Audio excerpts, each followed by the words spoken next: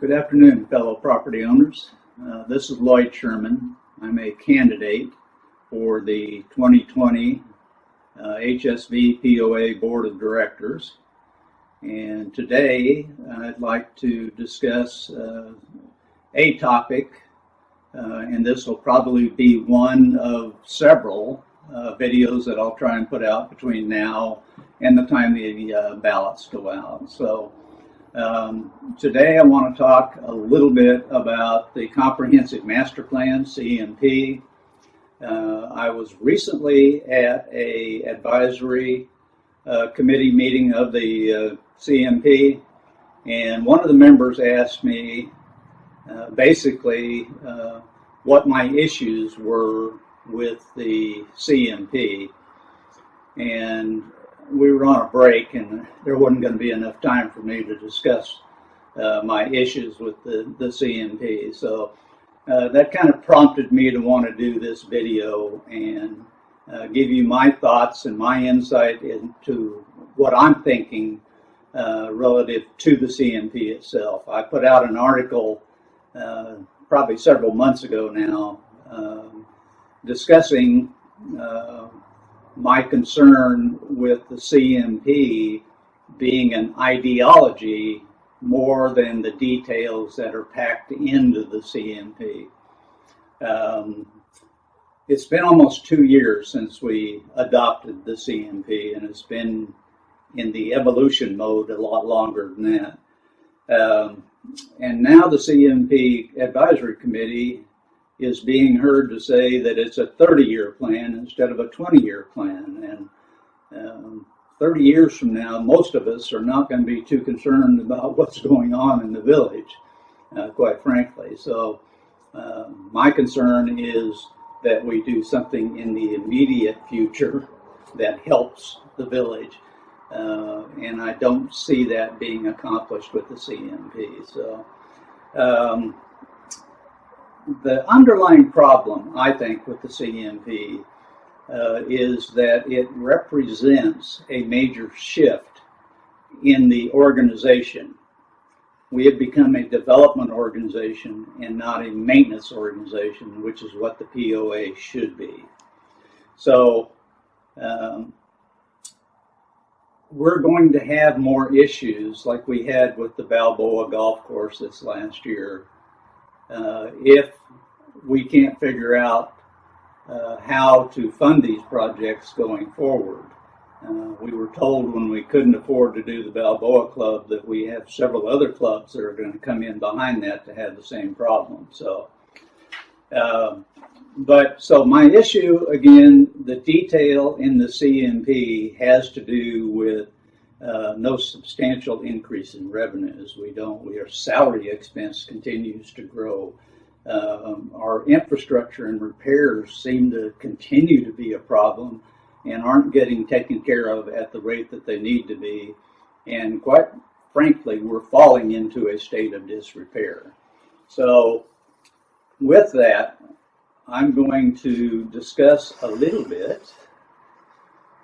And for those of you who were here in 2010, the Board of Directors had a strategic plan that they put out in 2010.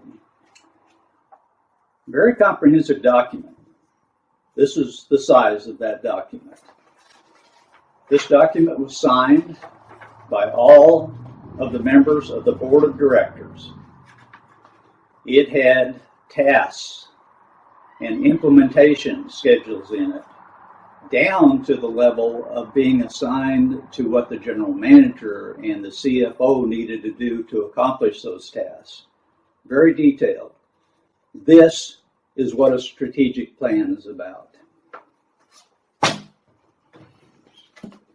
This is not, and I repeat, not a strategic plan. 362 pages of boilerplate information that has observations, recommendations. We this last year moved this document in under a governing document. Not sure how, not sure why. How can you have a governing document that is a work in process.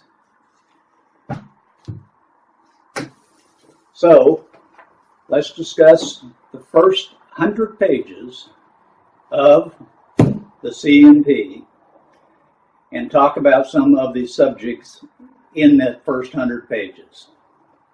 Page 10, it says, master plan strategies like the recommendations you will find in this plan come from the residents that live in the community. Well, I got to tell you, that's news to me because this plan was generated before the residents got a chance to look at it through the charrettes. So, problem number one. Page 12. The POA Board of Directors realized the need for a comprehensive plan, master plan, to establish recommendations and priorities on methods to generate revenue while addressing the immediate maintenance needs is now greater than ever. Well, we're 2 years later, and we have still those same problems, and they're getting bigger. There still are no plans for revenue generation. The only plans that we had this last year for revenue generation were increases in fees and subsidies. So, and I'd also like to point out that this document was done by the Board of Directors. This document was done by all of these people, 10 of which are POA employees. That's not a Board of Directors document. This is a Board of Directors document. I'm going to continue on, and bear with me on this, but I think it's important that we take the time to go through this because I know not everyone wants to read this much of the CMP. And I want to point out why I believe that it has changed the overall direction and emphasis of the POA staff and is distracting them from the maintenance functions that need to be done. I'm not saying we're spending any money on other things, but we're not focused on what needs to be focused on. It says on page 13, the purpose of the Comprehensive Master Plan is to establish a basis for coordinating physical development decisions in order to assist in guiding the community's planning efforts. Please note the word development. Page 20. Successful master plans are those which are community driven. Don't think we're being really paid attention to, so don't know how that could be accurate.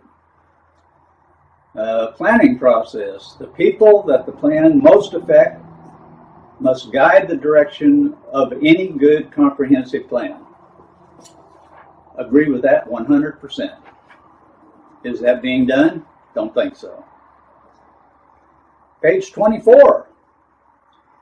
If you are a family looking to locate to Hot Springs Village or a new retiree wishing to buy a home, it goes on to say we have plenty of single-family homes. What if you want to live in a walkable neighborhood, or if you prefer a smaller house with a nearby open space? That's slang for pocket neighborhood. Page 36. Strategically, a number of key land acquisitions in the coming years will help the long-term vision. That one I really didn't get under, and I don't understand, because we've got plenty of land. We don't need any more. So why would we be strategically looking for key land acquisitions? Later on in that same page, 36, it says long-term strategy establishes a few larger and active centers with amenities and activities and a distributed network of more local and small-scale amenities at neighborhood camp centers. Adding lodging to the town center would help increase as well. Now, I'm going to continue to bring up the town center because that is what this document right here focuses on. And later, we will see that all of the objectives on how they're going to increase revenues centers around a town center and or pocket neighborhoods, neither of which can be done without the approval of CCI and the easement issue being taken care of, which they tried to do through the declarations. Page 71. Deferred infrastructure maintenance, for example, is a significant issue that must be addressed over the long term. Well, what about the short term? And did we need this document to tell us that we needed to take care of our infrastructure? We can see that. Page 72. Here's where the declarations came into play on the recommendations. Modify Article 4, Section 1 on utility easements. So instead of trying to deal with the program ahead of time and figuring out what to do before we spent $500,000 on this, knowing there was an easement issue, they decided to change that process through the declarations, and it failed. Again, no transparency. 74. Establish an amenity membership category and fee structure. Transfer ownership where willing of membership lots for POA in exchange for amenity memberships. Study the revenue impact of expanding amenity memberships to non-property owners. This is the kind of material that's in this document that are being considered today and people are working on. Page 78. Integrate the occasional and sparing use of special assessments and surcharges. Establish a communication strategy for special assessments. They're coming. We just don't know when or how. Page 79. Consider assessment fee-based and other incentives to encourage lot development and build-out. Well, again, here we go. The POA is involved in developing. We had Village Homes and Lands, total failure. We've had now the Ciega project, which is always good to have new rooftops. But again, the POA acting as a developer instead of leaving it to the people that are actually paid to do this without being paid for with your assessment dollars.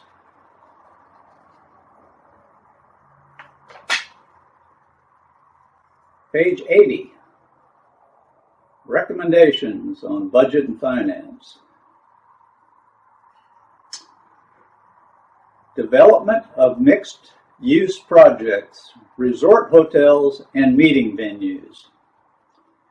This kind of language is smattered throughout this document, and this is what is taking the attention away from the infrastructure issues and on to the development issues, and it needs to stop. Further down in this document, on this page 80, it talks about land as collateral in joint venture partnerships with master developers. So now we're going to go do something like Savannah Lakes did and get in partnership with somebody to run a hotel. What could possibly go wrong with that?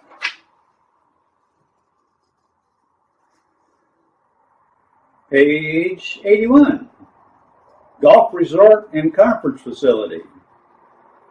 Mixed-use developers. As noted previously, the use of special assessments is also recommended.